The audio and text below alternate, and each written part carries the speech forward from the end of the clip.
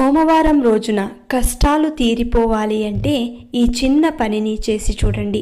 తప్పకుండా ఆ శివయ్య అనుగ్రహం కలిగి మీ కష్టాలన్నీ తొలగిస్తాడు. అది ఎలాగంటే ప్రతి సోమవారం రోజున తలంటు స్నానం ఆచరించి మీ ఇంట్లో దీపారాధన చేసి శివయ్యకు ఇష్టమైనది ఏదైతే ఉందో నైవేద్యం కానీ లేదంటే వస్తువులలో ఏదైనా ఇష్టమైనది ఉంటే గనక దానిని సమర్పించి ఆ తర్వాత మీకు ప్రత్యేకంగా చెప్పనక్కర్లేదు శివయ్యకు ఏది ఇష్టమో ఏది కాదు అనేది.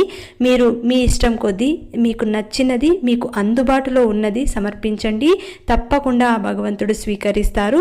ఆ రోజు తెల్లవారుజామున అంటే ఉదయం 4:30 నుంచి 5:30 లోపు మీరు కూర్చొని ధ్యానం చేయాలి. ఆ ధ్యానంలో మీ యొక్క సంకల్పం చెప్పుకుంటూ మీ మనసులో కోరికలు చెప్పుకుంటూ 108 సార్లు శివమంత్రం